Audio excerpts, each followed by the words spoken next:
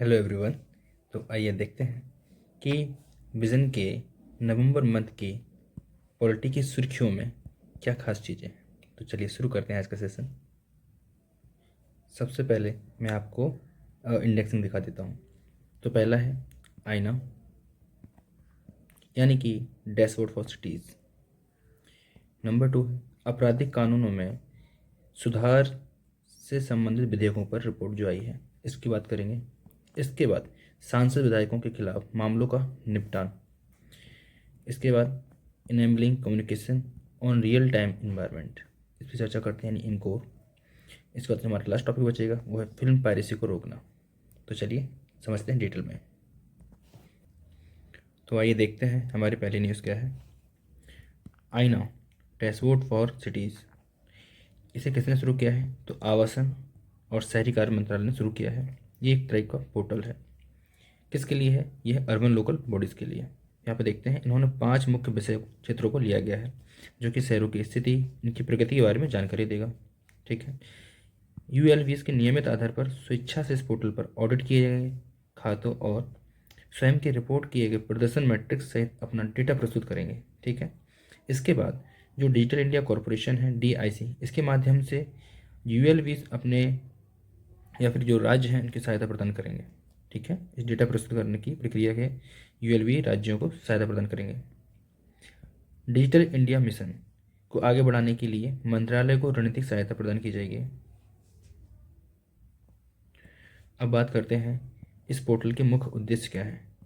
तो स्वस्थ प्रतिस्पर्धा बढ़ाने में हेल्प करेगा। कैसे? यूएलवीज की तुलना में कैसा प्रदर्शन है, यानी कि अन्य यूएलवीज को देख सकेंगे। ठीक है। दूसरा क्या है? प्रेरणा, यानी कि जो यूएलवीज अच्छा काम कर रहे हैं, यानी अर्बन लोकल बॉडीज अच्छा काम कर रहे हैं, उससे हमें प्रेरणा मिलेगी और अपनी संभावनाओं की पहचान कर सकेंगे। तीसरा है सीखने का अवसर, यानी कि अन्य जो यूएलवीज हैं वो प्रतिस्पर्धा सर्वोत्तम उदाहरण में कैसे आगे बढ़ रहे हैं, उससे हम कंपेरिजन करते हैं। जैसे हम लोग देखते हैं ना कि कोई व्यक्ति हमसे आगे बढ़ रहा है या फिर उसने अच्छे नंबर आए हैं, तो हम उसके बराबर पहुंचने का प्रयास करते हैं, देखते हैं कि हमें क्या कमी है और उसने कैसे आगे बढ़ा है। तो इस प्रकार के यूएलवी काम करेंगे। अब हम बात करेंगे कि इसकी आवश्यकता क्यों है। तो यूएलवी की आवश्यकता क्यों है? ठीक है। तो ये क्या करेगा? एक ही पोर्टल पर हमें नई स्कीम की योजना बनाने और नीतिगत निर्णय लेने में मदद करेगा, इसलिए इसकी आवश्यकता है। अब बात करते हैं यूएलवीज, तो अर्बन लोकल बॉडीज़, क्या इसका संविधान में कोई वर्णन है या संविधान में कोई स्थान दिया गया है? तो जी हाँ, यूएलवीज को संवैधानिक निकाय हैं।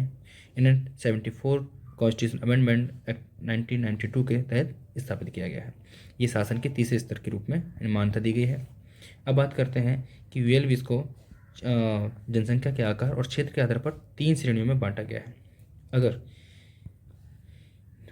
अर्बन क्षेत्रों के लिए बात करें तो ये ग्रामीण से जब शहरी क्षेत्रों में जो परिवर्तित हो जाते हैं उनके लिए हम नगर पंचायत की व्यवस्था करते हैं। अगली जो बात आती है वो छोटे शहरी क्षेत्रों के लिए, तो वो नगर परिषद, जो छोटे शहरी क्षेत्र होते हैं वहाँ पर नगर परिषद स्थापित होती है। वहीं हम बात करते हैं जो महानगरीय क्षेत्र होते हैं वहाँ पर हम नगर निगम को देखते हैं। अब हम बात करते हैं कि यूएलवीज को कौन कौन से कार्य सौंपे गए हैं। तो यूएलवीज को संविधान की 12वीं अनुसूची में जो 18 विशेष कार्य हैं वो सौंपे गए हैं। ठीक है। इनको आप डिटेल से पढ़ लीजिएगा, हो सकता है कभी एग्जाम पूछ ले, फिलहाल तो अभी ऐसा कुछ नहीं आया है। तो आगे बात करते हैं किसका कार्यकाल। तो इनका कार्यकाल 5 वर्ष का होता है और जब 5 वर्ष का कार्यकाल पूरा हो जाएगा तो 6 महीने के भीतर पुनः चुनाव कराना अनिवार्य है। अब हम बात करते हैं कि जो 5 पिलर जो सिलेक्ट किए हैं उनके बारे में। तो कौन कौन से 5 पिलर हैं? तो राजनीतिक एवं प्रशासनिक, वित्तीय, योजना निर्माण, नागरिक केंद्रित, गवर्नेंस और बुनियादी सेवाओं की आपूर्ति। तो जो आईना डैशबोर्ड 5 स्तंभ है, इस पर काम करेगा कि राजनीतिक और प्रशासनिक कार्यप्रणाली कैसे चल रही है। वित्तीय, यानी फंडिंग सही से हो पा रही है नहीं हो पा रही है, यहाँ पर हम योजना निर्माण अच्छे से कर सकते हैं। नागरिक केंद्रित गवर्नेंस, यानी कि नागरिकों को जो सेवाओं का लाभ मिल रहा है वो किस तरीके से मिल रहा है उसका ऑडिट हो सकेगा और बुनियादी सेवाओं की आपूर्ति हो सकेगी। ठीक है। तो बढ़ते हैं अगले टॉपिक की ओर। तो हमारा अगला टॉपिक है आपराधिक कानूनों में सुधार से संबंधित विधेयकों पर रिपोर्ट। ठीक है। तो गृह मामलों पर जो संसदीय स्थायी समिति है, इसने आपराधिक कानूनों में सुधार से संबंधित 3 विधेयकों पर रिपोर्ट प्रस्तुत की है। जो हमारे 3 विधेयक थे, यानी जो कानून बन चुके हैं, इनकी बात करते हैं। पहला है भारतीय दंड संहिता IPC 1860, इसको बदल के भारतीय न्याय संहिता 2023 कर दिया है। दंड प्रक्रिया संहिता CRPC यानी जो प्रोसेस होती है 1973, इसको बदल के भारतीय नागरिक सुरक्षा संहिता 2023 में बदल दिया है। इसके बाद भारतीय साक्ष्य अधिनियम 1872 का नाम बदल के भारतीय साक्ष्य विधेयक 2023 कर दिया है। तो यह भी विधेयक है, बाकी 2 कानून बन चुके हैं। ठीक है, आगे हम बात करते हैं कि इस विधेयक है, इन विधेयक को आगे हमने किसको भेजा है, समीक्षा के लिए PSC यानी कि संसदीय समिति को भेज दिया है। क्या उद्देश्य है इन विधेयकों का? उद्देश्य क्या है? जो अदालतों में लंबित मामले हैं इनकी संख्या को कम करना यानी कि निपटाना है। दूसरा, समय पर न्याय सुनिश्चित हो सके। तीसरा क्या है, आपराधिक औपनिवेशिक कानूनों को हटाना। ठीक है, इसके बाद जो न्यायोचित 2 सिद्धि है इसकी दर को कम बढ़ाना है, यानी 2 सिद्धि बढ़ानी है, जल्दी से जल्दी न्याय मिल सके। इसके बाद हम बात करते हैं कि विधेयकों पर प्रस्तुत जो रिपोर्ट आई है उसमें क्या क्या सुझाव दिए गए हैं, यानी सिफारिशें क्या हैं और विधेयकों में क्या क्या बदलाव किए गए थे। विधेयकों में 377 धारा हटा दी गई थी जो कि प्रकृति के नियम के खिलाफ है, जबकि समिति सिफारिश देती है कि 377 को लैंगिक रूप से तटस्थ बनाकर आंशिक रूप से बरकरार रखा जाना चाहिए। आगे हम बात करते हैं कि उच्चतम न्यायालय ने व्यभिचार यानी कि IPC की धारा 497 को निरस्त कर दिया है, जबकि रिपोर्ट कहती है व्यभिचार को लैंगिक रूप से तटस्थ बनाकर इसे फिर से अपराध घोषित किया जाना चाहिए। फिर विधेयक में कहता है कि IPC के प्रावधानों के तहत 6 प्रकार की सजाएं दी जाती हैं, जैसे कि मृत्युदंड, आजीवन कारावास, संपत्ति की जब्ती, जुर्माना और सामुदायिक सेवा। जबकि रिपोर्ट कहती है कि न्यायिक दंडाधिकारियों को भी सजा के रूप में सामुदायिक सेवा लागू करने में सक्षम बनाया जाना चाहिए। सामुदायिक सेवा यानी कि सड़कों पर झाड़ू लगवाना, पार्क साफ करवाना, जैसे कि पार्कों की देखभाल करना, गंदगी साफ करना, कचरे का निपटान करवाना, यानी सामुदायिक सेवा जो भी सोसाइटी में हेल्प करने की बात करती है। बहुत प्रकार की सेवा हो सकती है, मैंने यहाँ पे कुछ ही इन्हीं सेवाओं का नाम लिया है। तो चलिए आगे बढ़ते हैं। इसके बाद विधेयक में कहा गया है कि ऑनलाइन यानी इलेक्ट्रॉनिक रूप से FIR को दर्ज करवाने की बात की गई है, जबकि रिपोर्ट कहती है कि राज्य निर्दिष्ट तरीकों से ही माध्यम से ही ऑनलाइन FIR अनुमति दी जानी चाहिए। इसके बाद कहते हैं कि विधेयक में कहा गया कि हथकड़ी का उपयोग करना चाहिए, जबकि रिपोर्ट कहती है कि भाई जो आर्थिक अपराधों के अपराधी हैं उनको हथकड़ी क्यों लगा रहे हो, तो उनका उपयोग प्रतिबंधित करना चाहिए। ठीक है, फिर आगे बात करते हैं कि जितने भी डेटा हैं या रिकॉर्ड हैं उनको इलेक्ट्रॉनिक या डिजिटल रूप में स्वीकारता बढ़ानी है इसकी। लेकिन जो समिति है वो कहती है इलेक्ट्रॉनिक और डिजिटल रिकॉर्ड का उचित प्रबंधन सुनिश्चित करना चाहिए। बात सही है कि आप अगर रिकॉर्ड का उचित प्रबंधन नहीं करते हैं तो उसकी एक्सेस कैसे मिलेगी। ठीक है, तो चलिए आगे बढ़ते हैं नेक्स्ट टॉपिक पे। तो अगला जो हमारा टॉपिक है वो है सांसद या विधायकों के खिलाफ जो भी मामलों का निपटान करने संबंधित है। ठीक है, यानी कि disposal of cases against MP या MLAs। तो सुप्रीम कोर्ट ने सांसदों और विधायकों के खिलाफ जो भी लंबित मामले हैं इनके लिए हाई कोर्ट को एक दिशा निर्देश जारी की है। ठीक है, तो इन दिशा निर्देशों में क्या कहा गया है आइए देखते हैं। सबसे पहले बात करते हैं लोक प्रतिनिधित्व अधिनियम 1951। इसके तहत एक याचिका दायर हुई है। इस एक्ट की धारा है 8(3), इसके तहत चुनौती दी गई है। धारा 8(3) क्या कहती है? कहती है कि कम से कम 2 वर्ष की सजा वाले अपराधों के दोषी उम्मीदवारों को 6 वर्षों के लिए चुनाव लड़ने से प्रतिबंधित करना है। आपने सुना होगा अभी हाल ही में राहुल गांधी की जो सदस्यता ही रद्द कर दी गई थी बाद में, लेकिन सुप्रीम कोर्ट ने उसको बहाल कर दिया है। ठीक है, तो इसी प्रकार की ये धारा है। चलिए बात करते हैं कि इन दिशा निर्देशों में सुप्रीम कोर्ट ने क्या कहा है। पहला है कि सुप्रीम कोर्ट ने कहा है कि उच्च न्यायालय को सांसदों या विधायकों के खिलाफ जो लंबित मामले हैं इनको शीघ्र निपटाने के लिए स्वतः संज्ञान लेकर इन मामलों को दर्ज करने का निर्देश दिया है। ठीक है, इन मामलों को इन दी डेसिग्रेटेड कोर्ट्स ऑफ MPs MLAs यानी कि पदनामित। ठीक है, ऐसे मामलों की सुनवाई मुख्य न्यायाधीश की अध्यक्षता वाली विशेष पीठ द्वारा की जा सकती है। ठीक है, यानी हाई कोर्ट का जो मुख्य न्यायाधीश होगा उसकी अध्यक्षता वाली पीठ द्वारा की जा सकती है। आगे हम बात करते हैं कि डेसिग्रेटेड परिणामित न्यायालय निम्नलिखित को प्राप्त देंगे, यानी किसको प्राथमिकता देंगे? तो जिनको मृत्युदंड, आजीवन या कारावास की सजा वाले आपराधिक मामले हैं इनको प्राथमिकता देंगे। आगे बात करते हैं कि 5 वर्ष या इससे अधिक के कारावास सजा वाले आपराधिक मामले इनको प्राथमिकता देंगे। इसके बाद बात करते हैं जो ट्रायल कोर्ट यानी कि दुर्लभ या अपरिहार्य कारणों को छोड़कर अन्य किसी आधार पर मामलों का स्थगन नहीं करेगा। ठीक है, अब बात करते हैं हाई कोर्ट की शक्तियों की। तो हाई कोर्ट को संविधान के अनुच्छेद 227 के तहत अपनी शक्तियों का उपयोग करके ऐसे मामलों का प्रभावी निगरानी करके उपाय करने होंगे। ठीक है, तो आर्टिकल 227 का एक क्या कहता है, ये कहता है कि जो हाई कोर्ट है अपने राज्य क्षेत्र में जहाँ वे अधिकारिता का उपयोग कर सकते हैं, ठीक है, ये होगा सभी न्यायालयों या अधिकरणों का अधीक्षण। अधीक्षण यानी क्या होगा, देखरेख करना, इनके मामलों की देखरेख करना कि क्या स्टेटस है। ठीक है, चलिए आगे बात करते हैं कि सुप्रीम कोर्ट ने हाल ही में कौन कौन से जैसे निर्णय दिए हैं जो सदस्यता सांसदों की सदस्यता को लेकर चर्चा में है। तो पहला निर्णय था लिली थॉमस बनाम भारत संघवाद 2013 का।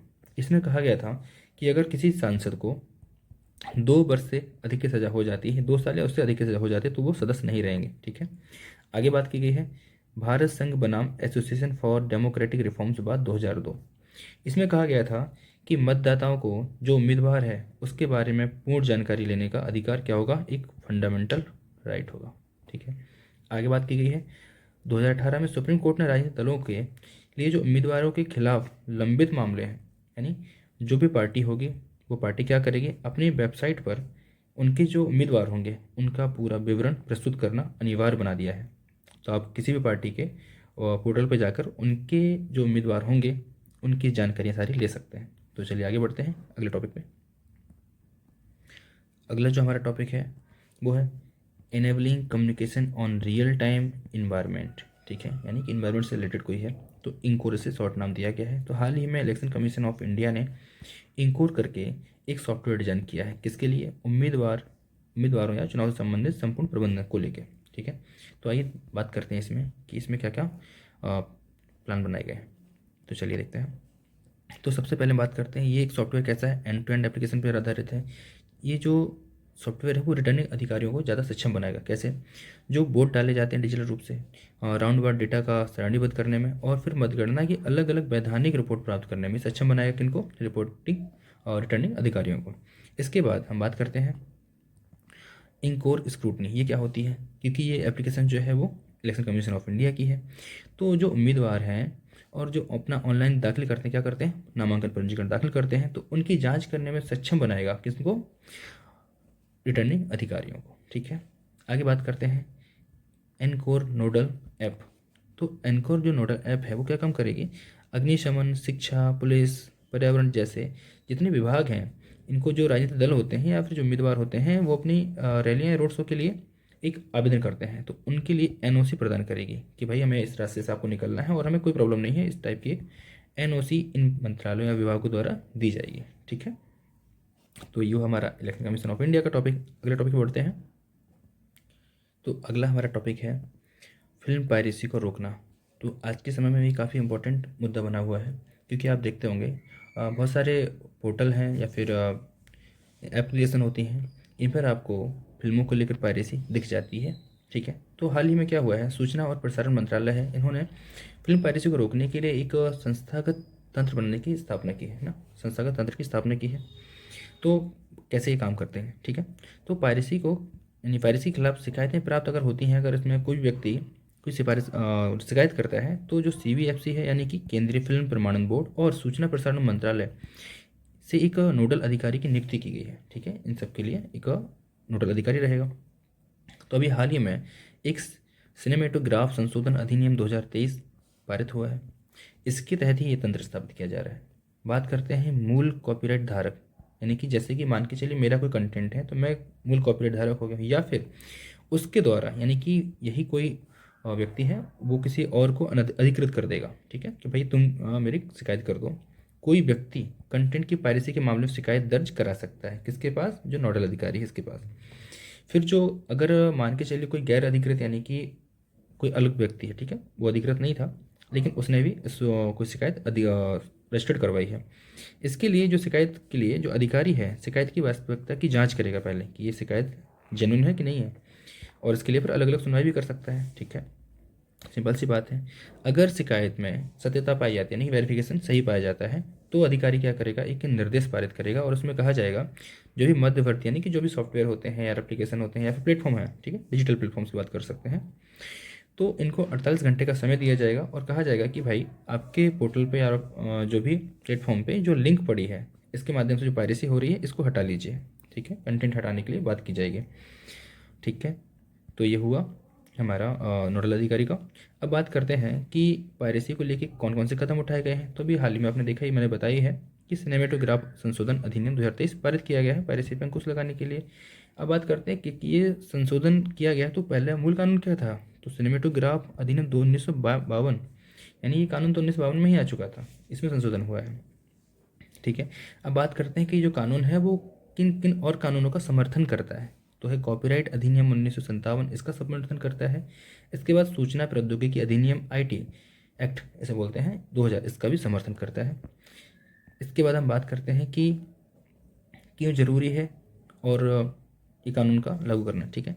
तो आप देख रहे हो इंटरनेट का प्रसार हो ही रहा है और इसके माध्यम से फिल्मों या फिर अन्य संबंधित जो भी कंटेंट है इनकी चोरी बढ़ती जा रही है। चोरी चोरी का मतलब होता है कि अनाधिकृत रूप से नकल तैयार की जाती है। और हम जैसे आपने देखा होगा कोई भी मूवी रिलीज़ होती है किसी प्लेटफॉर्म पर और वो उसका पूरा पैसा वसूल होने से पहले ही वो पायरेट हो जाती है, यानी कि प्राइस उसकी जो पायरेसी हो जाती है। ठीक है। तो इससे क्या हुआ है, जो भी फिल्म उद्योग जगत है यानी कि फिल्म जगत है उसको हर साल 20,000 करोड़ रुपए का नुकसान उठाना पड़ता है। देखिए क्या होता है, कोई भी मूवी अगर बनती है तो उसमें काफ़ी सारा पैसा खर्च होता है। ठीक है। और अगर कोई मूवी अगर पायरेट हो जाती है या फिर उसकी पायरेसी हो जाती है तो ऐसे में फिल्म जगत को नुकसान उठाना पड़ता है। तो इससे हतोत्साहन होता है, उनका जो मनोबल कम हो जाता है और ऐसे में समाज में एक गलत छवि जाती है। अब बात करते हैं कि इसके जो अधिनियम है सिनेमेटोग्राफ संशोधन अधिनियम 2023, इसमें कौन कौन से प्रावधान डाले गए हैं। तो हम बात करते हैं कि पहला प्रावधान, मुख्य प्रावधान ये डाला गया है कि फिल्मों की जो अनाधिकृत रिकॉर्डिंग है ना, और उसको दिखाने पर रोक। कोई रिकॉर्डिंग नहीं कर सकता है और उसको कहीं पर दिखा नहीं सकते हैं। ठीक है। अनाधिकृत यानी कि बिना परमिशन के। और अपराध के लिए सज़ा में आपको सज़ा भी हो सकती है और जुर्माना, दोनों का प्रावधान है। ठीक है। तो ये कुछ मुख्य प्रावधान है। बाकी जब कभी फ्यूचर में सिनेमेटोग्राफ अधिनियम हमको देखने को मिलेगा तो हम उस पर डिटेल्स चर्चा करेंगे। तो ये रही हमारी आज की सुर्खियाँ पॉलिटी की, और हमने इतने कम समय में से ख़त्म कर लिया है। आगे मिलते हैं किसी और वीडियो के साथ, तब तक के लिए धन्यवाद।